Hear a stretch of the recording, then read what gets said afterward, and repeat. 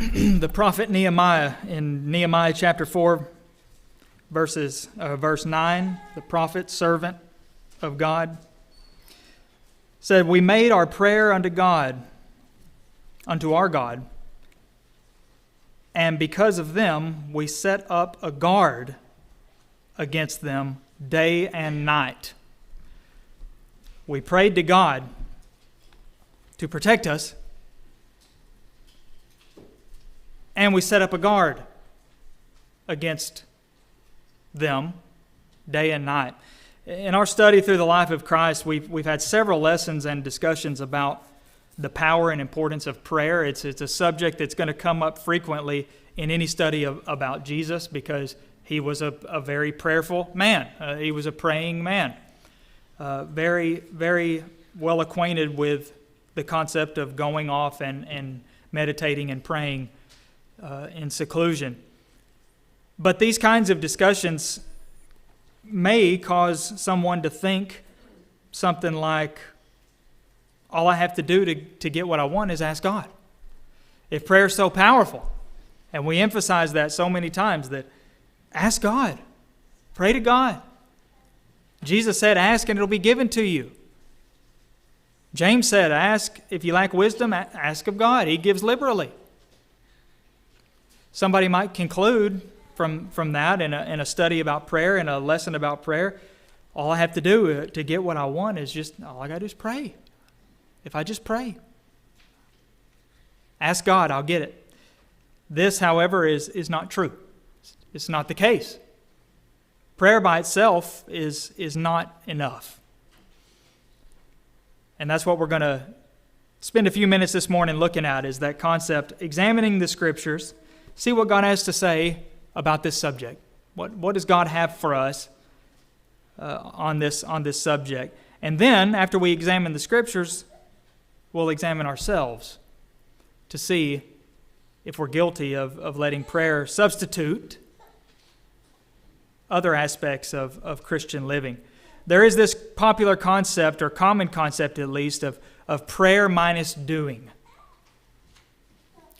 Some people may even think that the concept of prayer and doing are totally incompatible. You can't even put them together.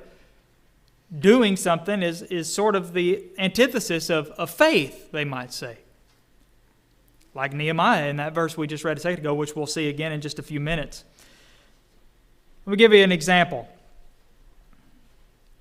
Several preachers were attending a special prayer meeting about missions.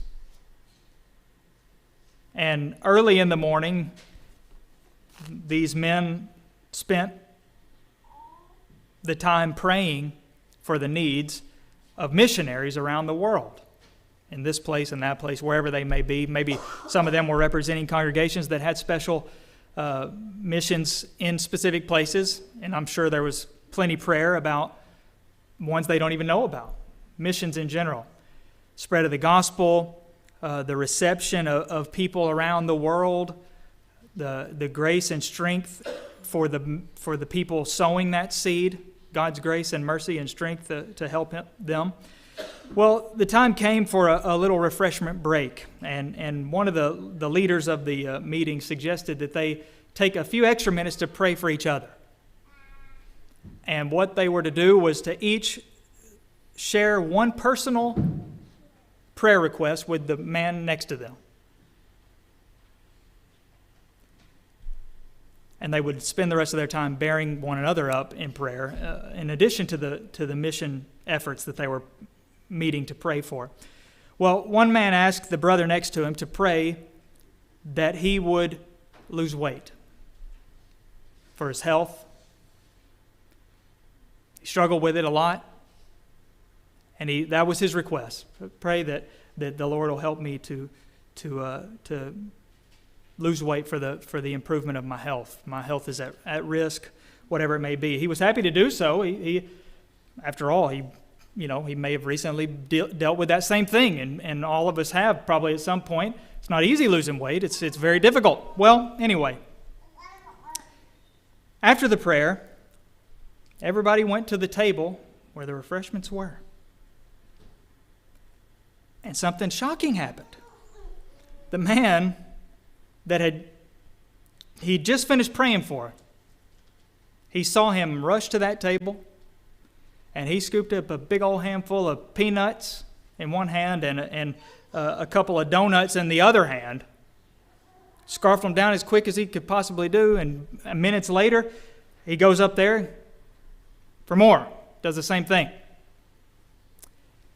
At the very least, I think we could say that man sort of hindered the prayer, the power and potential of that prayer a little bit by his actions. Now, we're not here to shame a man's sincere weakness for unhealthy foods. Talk about being able to relate. I can relate to that. I know how that weakness works and how powerful that is over the wills of people, me especially. But someone might even say that man was showing extreme faith by what he did. He knew that God was so powerful that even if he did that, he would be able to help him lose weight. But faith in what? If that's showing extreme faith, in what was he showing faith? Miracles? Or God's, supposed one-sided and unconditional power, or God's status as the universal genie in a bottle for everybody? The point is that there's something wrong with that picture. Pray for me with this problem, and then immediately my actions are totally contrary to what I'm praying for. Another example, there was a Christian who directed a one-day conference and was really disappointed with the attendance. And he was talking with one of the people about his disappointments, and the man asked him what he had done to make sure that there would be a lot of people there, or more people there than were there. He said he prayed about it. He had solicited the prayers of other brothers and sisters on behalf of the conference, but that was about it. Sounds like a lot, maybe. May have prayed every day for as long as it had been planned. But what else? What did he not do? Did he call maybe the local elders and ask them to announce it and ask everybody to come? Or did he leave brochures places and try to attract people to coming to this conference? Or did he try to use public service announcements or something on radio stations or TV stations or whatever it may be, internet especially? He had prayed, but he had not taken the next step. And that next step is always doing something. You pair it together. You pray, but you don't just, assume that God is going to make it happen in spite of anything and everything else. And it may be that a lot of people believe that because that is something that's suggested to them through certain preachers and teachers maybe, or on TV or radio, that God, like I said, is just this genie in a bottle that's just going to, whatever you ask for, there you go. He's bound to give it to you. He's got to. Because he said, if you ask, I'll give it. And then so I asked, and now he's got to give it. But there's so much more than that. The power of prayer plus the doing part. Doing something about it. Nehemiah, going back to him. In the Old Testament, Nehemiah, he was a man of prayer himself. Jesus was a man of prayer, also a man of doing, by the way. Nehemiah was a man of prayer, and he was also a man of doing. His goal was to rebuild Jerusalem, the broken down walls of Jerusalem. The group had already returned to Jerusalem after the captivity to rebuild the temple. Nehemiah's job was to lead the movement and effort to rebuild the walls around the city. And when he first heard about the state of his kinsmen in Jerusalem, he was very upset, and his first thought was to pray. Pray to God. This is what we read in Nehemiah chapter 1, just the first 4 verses of Nehemiah. Now it came to pass in the month Chislev, in the 20th year, as I was in Shushan the palace, that Hanani, one of my brethren, came, he and certain men out of Judah, and I asked them concerning the Jews that had escaped, that were left of the captivity, and concerning Jerusalem. And they said unto me, the remnant that are left of the captivity there in the province are in great affliction and reproach. The wall of Jerusalem also is broken down, and the gates thereof are burned with fire. And it came to pass, when I heard these words, that I sat down and wept and mourned for days, certain days, and I fasted and prayed before the God of heaven. That was his initial gut reaction, was sad emotions, but he fasted and prayed. But what we're going to see here, and we'll notice about Nehemiah, is that that's not all he did. He didn't stop at that. He didn't think that was enough. He didn't say to himself, Jehovah is all-powerful. If it's His will, it's going to be done. The end, I'm moving on. I told him about it. He probably already knew about it, but I told him anyway, and now I'm asked him, and now he's going to do it. No, he didn't stop there. He eventually found himself in an opportunity to speak to the king, who was a heathen, mind you, a pagan king. He was the cupbearer of the king. And now he's going to do more than just pray. In the next chapter, Nehemiah 2, we read this. Now I was cupbearer to the king, and it came to pass, that's the end of chapter 1, it came to pass in the month Nisan, in the 20th year of Artaxerxes the king, when wine was before him, that I took up the wine and gave it unto the king. Now I had not been before time sad in his presence. And the king said to me, why is your countenance sad, since you're not sick? This is nothing but sorrow of the heart. Then I was very sore afraid. And I said to the king, let the king live forever. Why shouldn't my countenance be sad when the city, the place of my father's sepulchres, lieth waste, and the gates thereof are consumed with fire? Then the king said to me, for what do you make request? So I prayed to the God of heaven. And I said to the king, if it please the king, if your servant has found favor in your sight, that you would send me to Judah, the city of my father's sepulchres, that I may build it. Yes, he prayed to God again, but he didn't stop with the praying. He asked the king for permission to go there himself so that he could do something there. The state in Jerusalem is not good. It is not going well. It is not as it should be. It's not as Nehemiah wanted it to be. So he prayed to God, but he also saw an opportunity for him to go there himself and work on it, see what he could do. It wasn't arrogance on his part. It wasn't Nehemiah thinking that God needed help. It was Nehemiah thinking that Nehemiah could help. Period. Help his brethren. Help his countrymen. Help his city, the city that he loved. He was a man of prayer, but he was also a man of seizing opportunities to do something himself. And he had to notice it on the spot. Because before this, he didn't have there was no chance of him going there. But the opportunity presented itself, and he took it. Asked if he could go. Well, as he's there helping to build this wall, there was opposition. What do you think Nehemiah did? Well, this is where we're back already to where we started. Nehemiah chapter 4, verses 7 through 9. This is what we read. It came to pass that when Sanballat and Tobiah and the Arabians and the Ammonites and the Ashdodites heard that the repairing of the walls of Jerusalem went forward and that the breaches began to be stopped, then they were very wroth, they were angry, and they conspired all of them together to come and fight against Jerusalem and to cause confusion therein. But we made our prayer unto our God and set a watch against them day and night because of them. Think about that again. He prayed to God, but then he set up a guard. That's not being very trustworthy of God, is it? What an insult to God, that you would ask Him to help you and then you post a guard. Isn't that the kind of thing that God might get angry about and teach them a lesson? Apparently not. Not in this case. Isn't it kind of like when David numbered the people? because he was seemingly a little bit leery about whether they were going to be strong enough to defend themselves? Apparently not. Different circumstances, different situation. Nehemiah understood that God could help, would help, but he also understood that that doesn't mean that he didn't need to do anything, that they didn't need to do anything. God could help.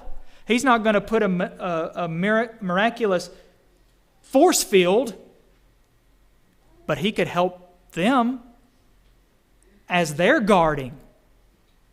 So we have this side-by-side effort. We got the humans working to do what they can, but we have God helping through them. God answering the prayers through their own efforts. Not helping them by them doing their own efforts, but helping them in their efforts. He's helping them. You may not see the help, you may not feel the help, but it's there. They may not have seen the help. We're told that they were more or less holding their hammers in one hand, they had their swords in the other hand. It's a very fascinating image to think about. I don't know if he meant literally, but I could almost see it as a painting in my head. You know, here they are, they're working on the walls and they got their sword. Just in case somebody's going to come up, we're ready. Sword in one hand, hammer in the other hand. That's how prayer works. That's biblical prayer. Praying to God for the help and protection, but also doing what you can. It wasn't Nehemiah showing a lack of faith. It was Nehemiah showing a wealth of wisdom by doing that. And God took no disrespect from Nehemiah setting up a guard. That was just smart, wise, biblical. He understood prayer plus doing and that principle. We need that same principle in our lives. We need more of this. Prayer plus, we might call it. For the lost, for instance. When we pray for the lost, we can pray for the lost all day long, every day. Every time we assemble together, pray for the lost to find the truth, and yet never make a single step to try to reach them with the truth, to be a vehicle through whom the truth reaches them. Not enough to just pray for their salvation, if we would even say that's appropriate to do, but pray that they find the truth is still not enough. What am I doing to help them find the truth? God could use me to answer my own prayer, to help a lost person to find the truth and be saved. We need this prayer plus for the sick. Pray for the sick to get well, to improve. But what are we doing to help them? Even in their to improve their spirits, to help them, to check on them and to do whatever we can. What about for overcoming temptation or weakness? I can pray to God all my life to help me to overcome temptation, but I need to be making the proper steps to help myself overcome temptation. I'm not going to just walk right into the something that's my biggest weakness,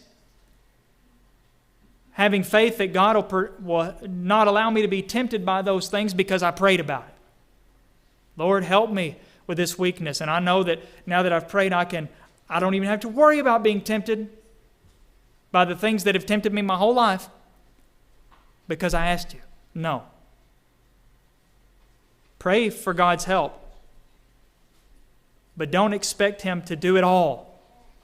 You do what you can to help yourself overcome. Somebody who struggles with drinking, stay away from the stuff. Smoking, other practices physically at least that are bad for a person's health. Stay away from it. Don't, sort of flirt with it. See how close you can get without being sucked in. Stay away.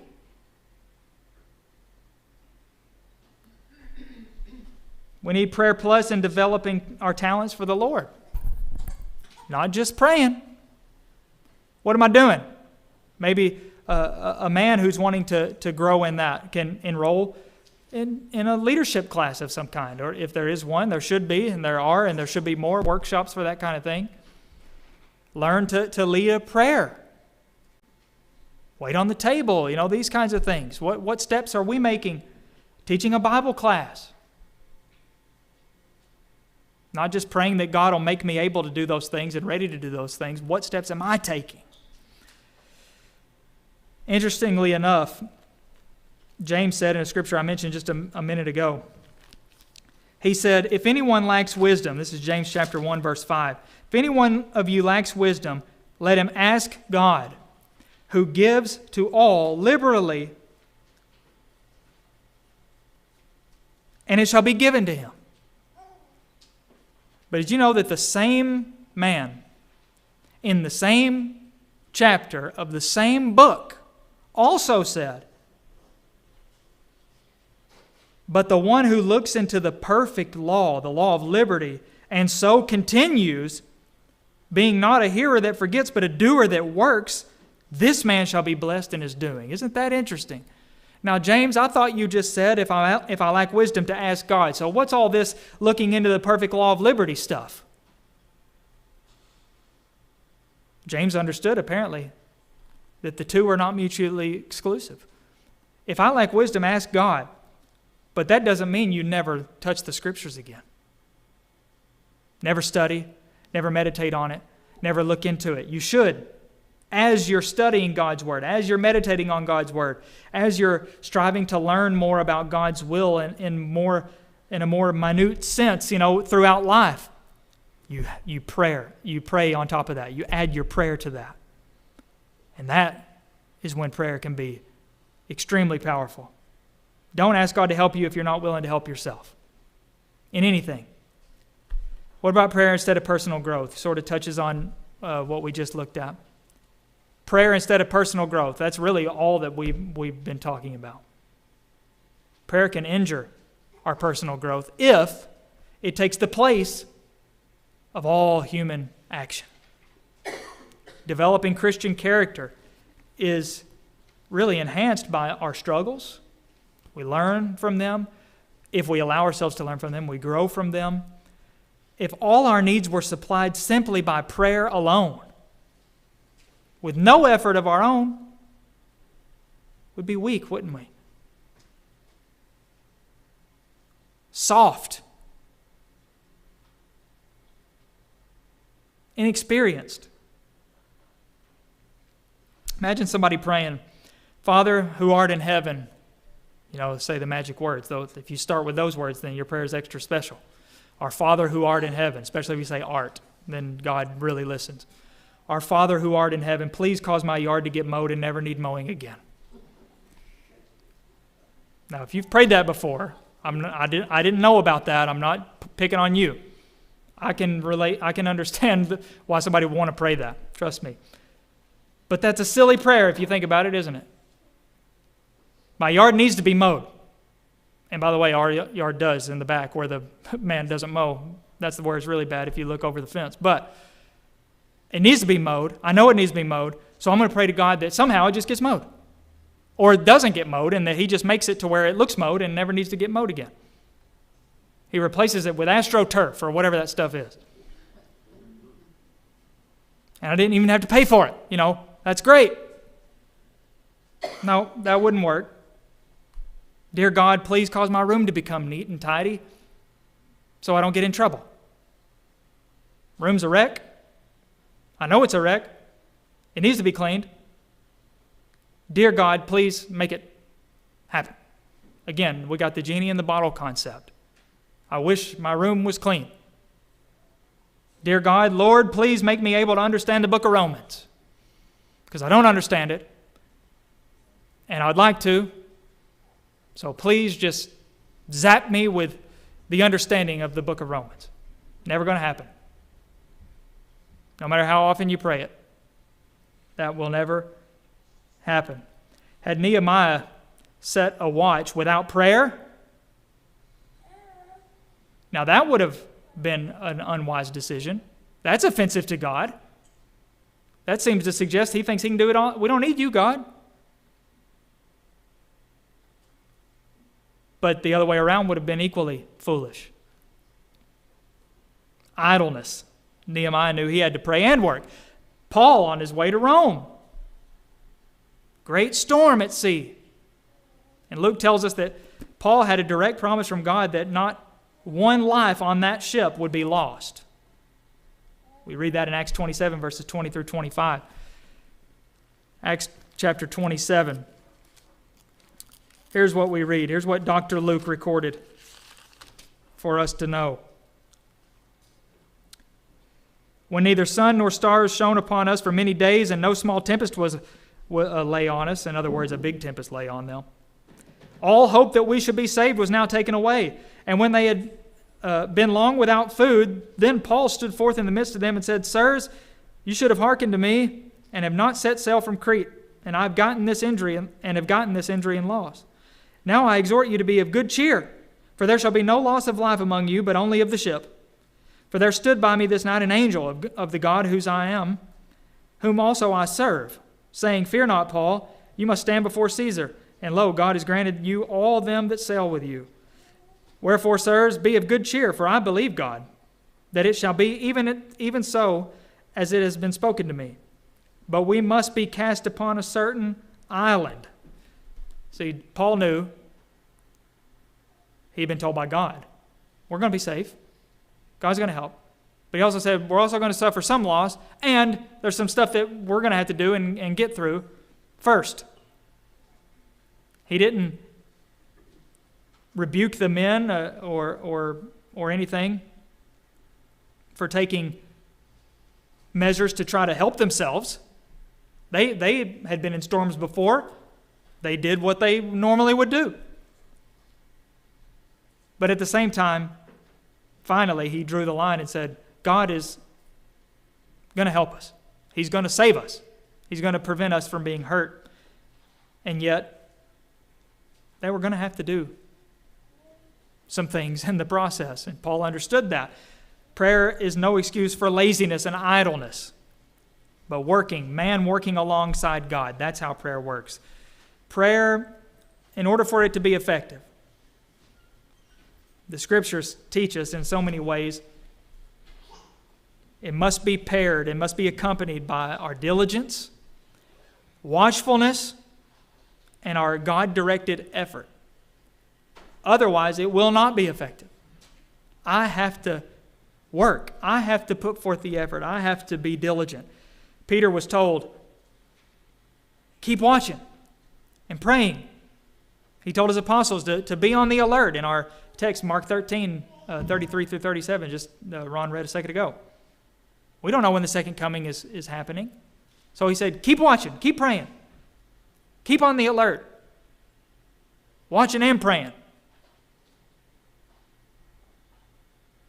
Peter was a man of prayer, but he also understood the only way to overcome temptations that Jesus warned against was by adding Christian virtues. And he was not a perfect man, but he did grow in that regard. He did grow. It was this prayer plus idea, prayer 2.0, prayer master 5,000, whatever you want to call it. That's what true prayer is. That's what effective, powerful prayer is, when it's accompanied by our diligence, watchfulness, and our efforts towards God's will. Just like Nehemiah. Take his example. Take Jesus' example. Take Paul's example. Take so many other examples we could look at in the Scriptures. What about you? Are you relying on God to the point that you are not moving at all yourself? You're not making efforts? Don't fall for the trick of suggesting that to do things yourself is also to deny God's power, or to tell God that he can't do it on his own. But it's telling God, let me be the instrument, one of the instruments maybe that you will use to bring this about. Pray and do whatever you can for yourself, for your brethren, for the world at large.